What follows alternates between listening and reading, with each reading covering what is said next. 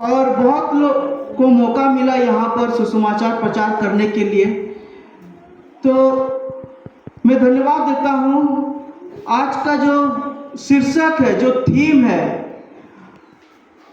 और women's fellowship हम लोग कर चुके हैं अगस्त महीना में, लेकिन दोबारा यहाँ पर फिर से वुमेन्स फेलोशिप एक कलीसिया बुलाया बोल के मैं यहाँ पर आया। लेकिन मैं धन्यवाद देता हूँ यहाँ के जो वुमेन्स, खास करके विजिता राभा और एथा महाराज और रोकिता महाराज और हमारे चेयरपर्सन जो है शिखा रानी राभा, उन सभी को मैं बहुत बहुत धन्यवाद देता हूँ। उन्होंने मौका दिया। भले कि ये प्रोग्राम जो था ये शायद उन लोग पास्टर के साथ बातचीत किए थे, लेकिन पास्टर ने ये मैसेज तो मुझे फॉरवर्ड किया। यहाँ पर चेयरपर्सन ने इसको पहले से ही पढ़ चुका है और हम लोग फिर से इसको ध्यान पूर्वक इसको देखेंगे इसमें क्या लिखा है। और ये जो बातें जो लिखी गई है, मैंने जब ये वचन को पढ़ना चालू किया, ये एक बेटा और एक पिता का रिश्ता है। क्यों इतना इम्पोर्टेंट है?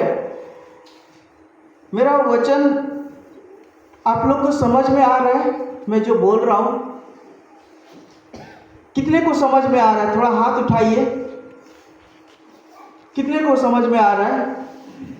लेकिन मैं कंफ्यूज होता हूँ, कभी कभी मैं हिंदी बोल रहा हूँ, मेरा जो हिंदी है यहाँ का हिंदी नहीं है, नॉर्थ इंडिया का हिंदी है। शायद मैं आप लोग के साथ बात, कभी कभी मैं शिलोंग में बाजार हिंदी भी इस्तेमाल करता हूँ। बाजार हिंदी चाहिए क्या?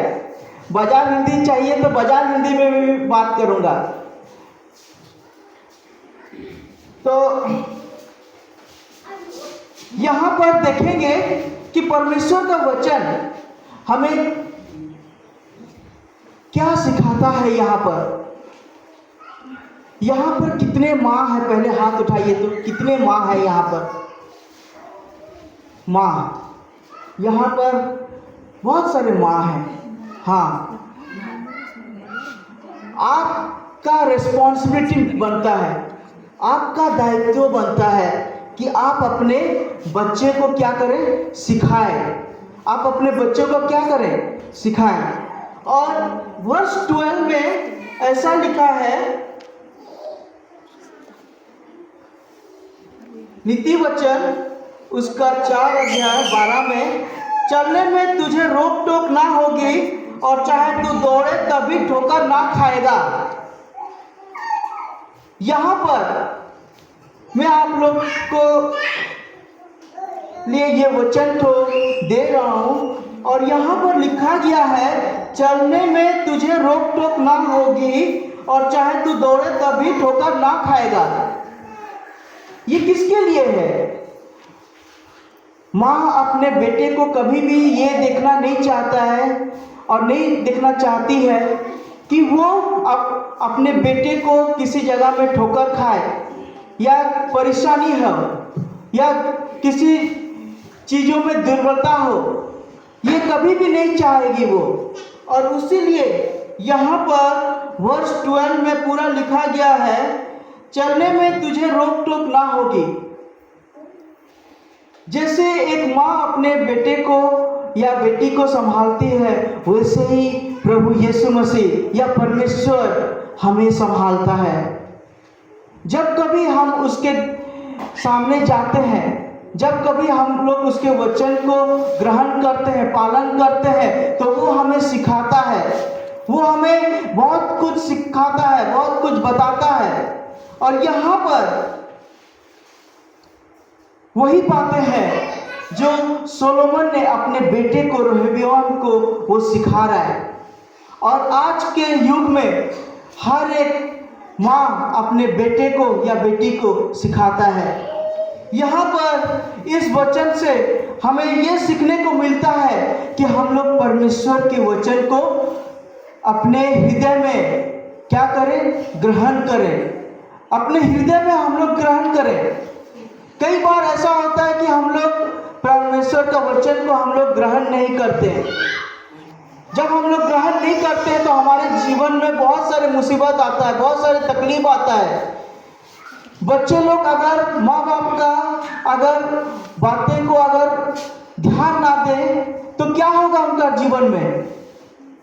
बहुत सारे समस्या में पड़ सकते हैं। ठीक उसी प्रकार विश्वासी भी जब परमेश्वर के वचन को ग्रहण नहीं करेगा तो क्या होगा? उसके जीवन में बहुत सारे असुविधा के सामना करना पड़ेगा।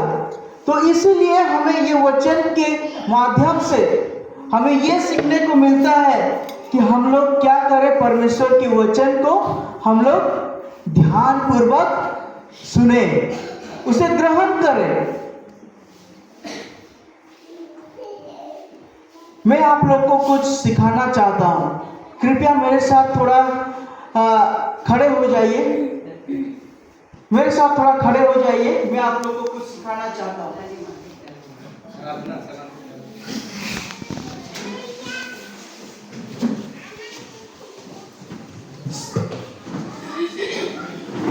पांच इंपॉर्टेंट थिंग हमें पूरी अच्छा से सीखना है। 5 इंपॉर्टेंट थिंग्स, और ये 5 इंपॉर्टेंट थिंग्स सिर्फ मेरे लाइफ में नहीं, मेरे बच्चों के लाइफ में भी हो और दूसरे के लाइफ में भी होना चाहिए। जब हम लोग मसीह को ग्रहण करते हैं, मसीह में आते हैं, तो हम लोग